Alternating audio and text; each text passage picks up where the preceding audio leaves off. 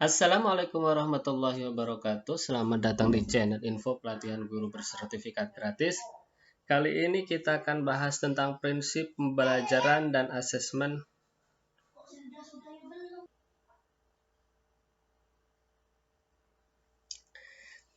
Kali ini akan menyampaikan tentang prinsip pembelajaran dan asesmen. Prinsip pembelajaran dan asesmen sekolah penggerak. Prinsip pembelajaran dan asesmen. Mengapa prinsip? Jadi, nilai-nilai yang melandasi kebijakan dan praktik terkait pembelajaran dan asesmen di kelas, bukan pendekatan atau teknik konkret dalam mengajar dan melakukan asesmen. Penerapannya bisa beragam sesuai dengan kondisi atau konteks. Guru perlu memahami prinsip-prinsip yang melandasi pembelajaran dan asesmen, bukan sekedar perilaku yang diharapkan. Misal, ketika guru menggunakan rubrik, guru perlu tahu mengapa instrumen tersebut digunakan dalam asesmen.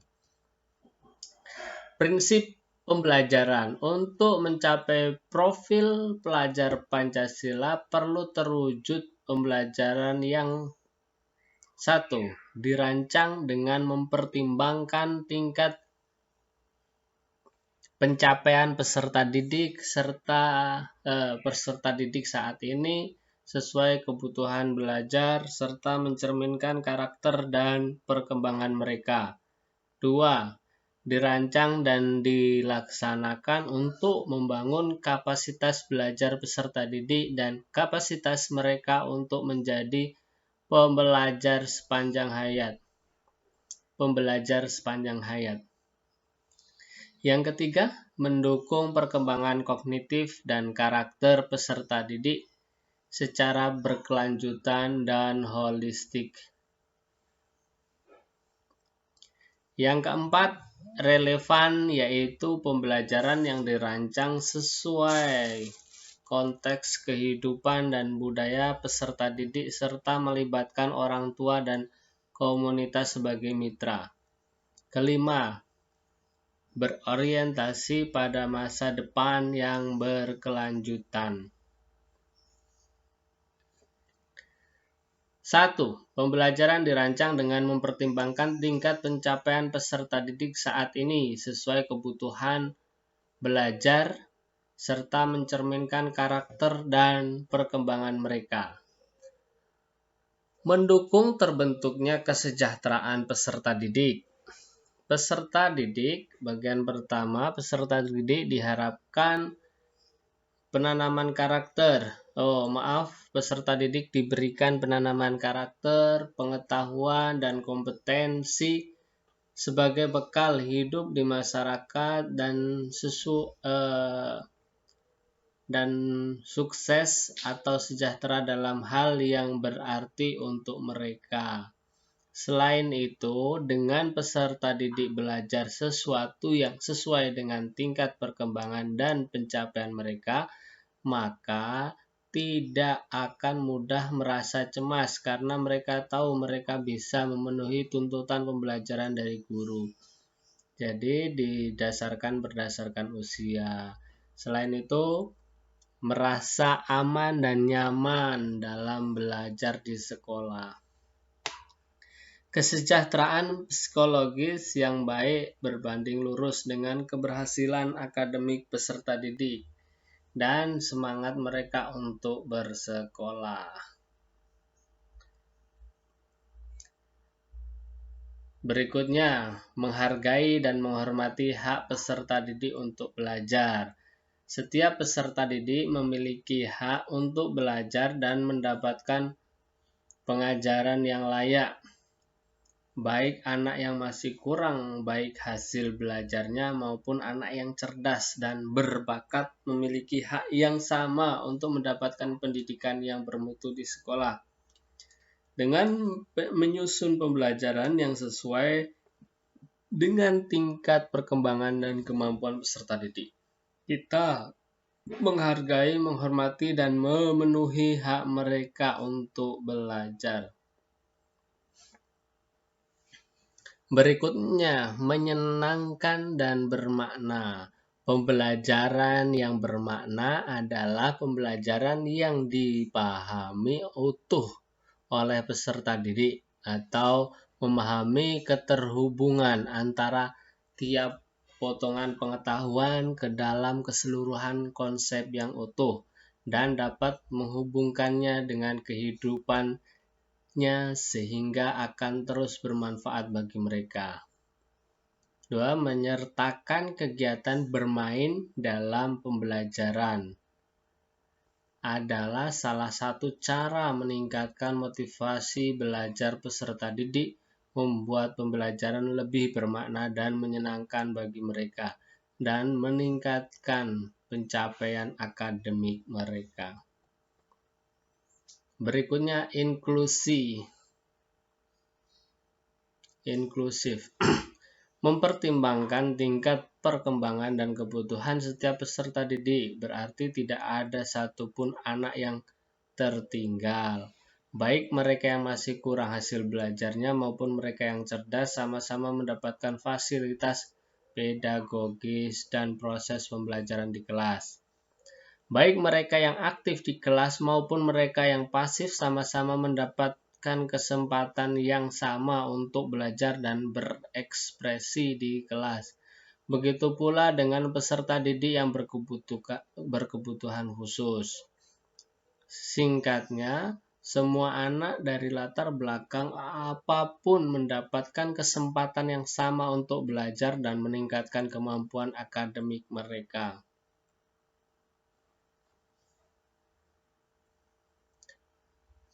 Kedua sekarang, pembelajaran dirancang dan dilaksanakan untuk membangun kapasitas belajar peserta didik dan kapasitas mereka untuk menjadi pembelajar sepanjang hayat.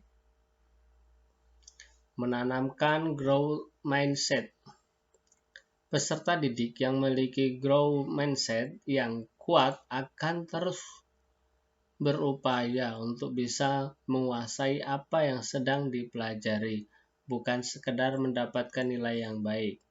Dengan growth mindset yang kuat, peserta didik akan mengatribusikan kegagalan mereka pada kurangnya upaya mereka, bukan pada kurangnya bakat mereka.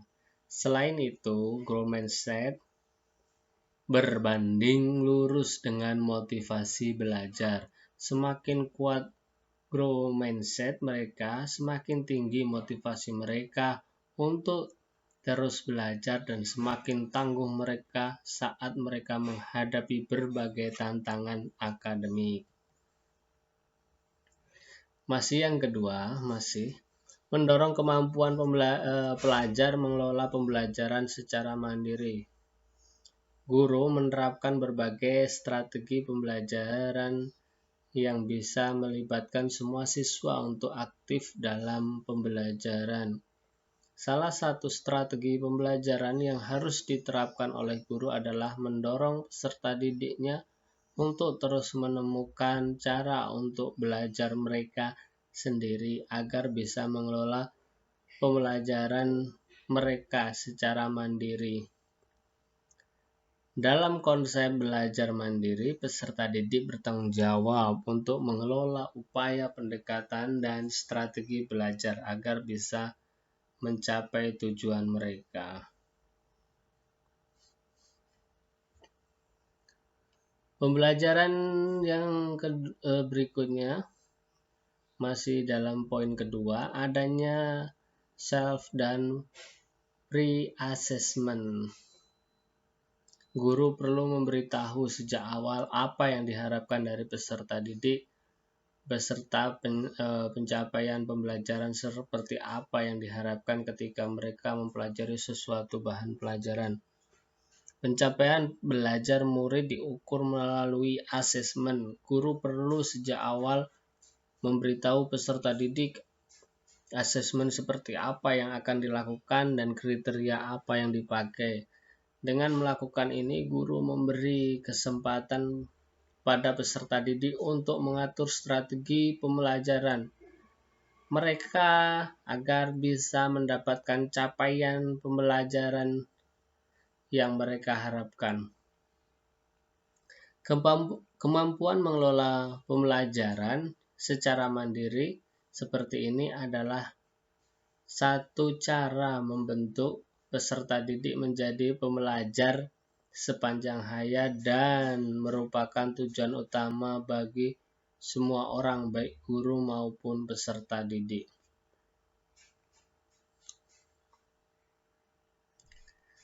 Masih bagian yang kedua, adanya masih lanjutan yang self dan pre-assessment. Assessment perlu berisi keterangan-keterangan yang jelas tentang apa yang peserta didik telah capai dan apa yang mereka belum berhasil lakukan. Peserta didik juga didorong untuk memberi penilaian atas hasil belajar mereka sendiri dan hasil kerja teman-teman mereka. Ini akan memajukan pemahaman peserta didik atas pembelajar mereka dan memberi mereka kesempatan untuk menganalisis secara kritis upaya mereka. Kemudian guru memberikan masukan tentang apa yang perlu peserta didik lakukan untuk terus meningkatkan hasil belajar mereka. Selain itu, guru mengajak peserta didik beserta orang tua atau wali mereka untuk berdiskusi tentang tujuan-tujuan pembelajaran mereka dan strategi-strategi yang bisa dilakukan untuk mencapai tujuan-tujuan tersebut. Dalam melakukan ini, guru berupaya mengembangkan rasa positif atas jati diri peserta didik. Dengan demikian, peserta didik merasa termotivasi dan percaya diri untuk terus maju dan juga merasa terus tertantang dalam proses pembelajaran mereka. Ini juga akan membuat mereka semakin menggemari belajar. Peserta didik merasakan kepemilikan terhadap proses belajar dan guru sebagai pendorong dan fasilitator. Peserta didik merasa manfaat yang besar ketika guru bertindak sebagai fasilitator yang membuat proses pembelajaran menjadi mudah. Sebagai fasilitator, guru hadir untuk menyediakan sumber belajar, memantau perkembangan peserta didik, mendorong mereka untuk menyelesaikan permasalahan terkait pelajaran, dan memberikan dukungan dan saran ketika diperlukan. Guru juga menerapkan pembelajaran kooperatif di kelas, di mana peserta didik saling bekerja sama dan menyelesaikan permasalahan. Guru menekankan bahwa sesama teman bahkan siapa saja bisa menjadi guru bagi kita dan di mana saja adalah kelas. Dengan kata lain, peserta didik didorong untuk memandang siapa saja dimanapun sebagai seorang yang mampu memberikan pelajaran hidup kepada mereka. Ketiga, kegiatan belajar mendukung perkembangan kognitif karakter peserta didik secara berkelanjutan dan holistik. Keseimbangan antara kognitif dan non-kognitif, kompetensi dan karakter. Pembelajaran yang baik tidak terus-menerus berfokus pada perkembangan kognitif peserta didik. Dengan menjadi fasilitator dan memberikan bimbingan kepada peserta didik, guru juga menumbuh kembangkan kemampuan non-kognitif mereka seperti motivasi dan afeksi. Menerapkan nilai-nilai yang sesuai untuk mengembangkan karakter dan kompetensi yang terkandung dalam profil pelajar Pancasila. Masih ingat dengan profil pelajar Pancasila? Pembelajaran juga mempertimbangkan perkembangan karakter dan kompetensi peserta didik seperti yang termaktub dalam profil pelajar Pancasila. Karakter dan kompetensi tersebut adalah 1. beriman, bertakwa kepada Tuhan Yang Maha Esa dan berakhlak mulia, berkebinekaan global, bergotong royong, mandiri, bernalar kritis, dan kreatif.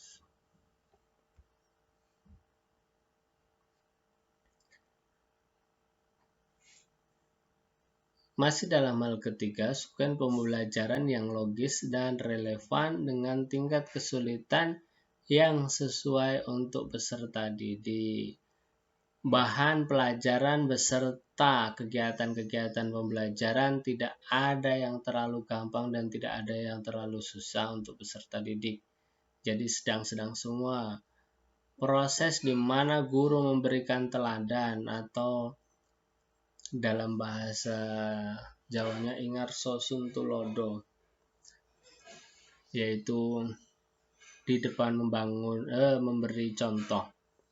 Berikutnya membangun kemauan ing madya mangun karso dan mengembangkan kreativitas peserta didik tutwuri handayani. Guru menjadi teladan bagi peserta didik atau ingarso suntulodo, membangun kemampuan mereka di tengah-tengah atau ing madya mangun karso, terus memberikan dukungan kepada mereka agar mereka bisa mengembangkan kreativitas mereka tuturi handayani. Berikutnya menstimulasi kemampuan berpikir tingkat tinggi. 4. Pembelajaran yang relevan yaitu pembelajaran yang dirancang sesuai konteks kehidupan, menghargai budaya peserta didik, serta melibatkan orang tua dan komunitas sebagai mitra. Pertama, berpusat pada anak, di mana kehidupan dan latar belakang keluarga peserta didik menjadi pertimbangan guru dalam merancang pembelajaran dan asesmen. 2. Menguatkan identitas anak sebagai bagian dari lingkungannya. Ketiga, keselarasan antara pembelajaran yang berlangsung di sekolah, rumah, dan lingkungan masyarakat. 4. Mengembangkan kemampuan untuk hidup bermasyarakat. 5. Peka, menghargai, dan responsif terhadap perbedaan setiap individu, peserta didik, dan latar belakang sosial ekonomi budaya mereka. Selanjutnya, lingkungan belajar dengan iklim yang positif untuk semua peserta didik, sehingga setiap individu merasa aman untuk belajar di lingkungan belajar. Yang terakhir, pembelajaran yang lepas dari diskriminasi SARA, tidak meninggalkan pelajar manapun, serta memberikan pengembangan ruang untuk identitas, kemampuan, minat, bakat, serta kebutuhan pelajar. 5. Pembelajaran berorientasi pada masa depan yang berkelanjutan. Pembelajaran yang mendorong peserta didik untuk mengeksplorasi isu dan kebutuhan masa depan, kebutuhan dirinya, lingkungannya, dan dunia yang lebih baik. Prinsip pembelajaran ini menerapkan pendekatan yang bertujuan memperlengkapi peserta didik, sekolah, dan masyarakat dengan nilai dan motivasi untuk mengambil tindakan nyata serta menjaga keberlangsungan kehidupan baik sekarang maupun sampai masa depan. Pembelajaran berlandaskan prinsip ini memperkenalkan kepada peserta didik isu-isu yang mengancam pembangunan dan masa depan yang berkelanjutan seperti pemborosan energi, polusi, pelanggaran hak asasi manusia, dan sebagainya. Membangun wawasan tentang pembangunan berkelanjutan di mana peserta didik peka akan masalah-masalah global dan belajar untuk membudayakan gaya hidup yang berkelanjutan.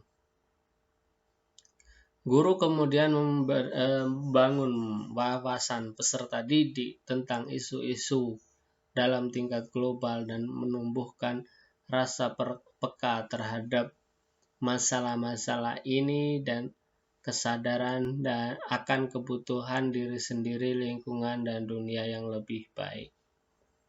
Pemanfaatan teknologi informasi dan komunikasi untuk meningkatkan kualitas pembelajaran dan asesmen.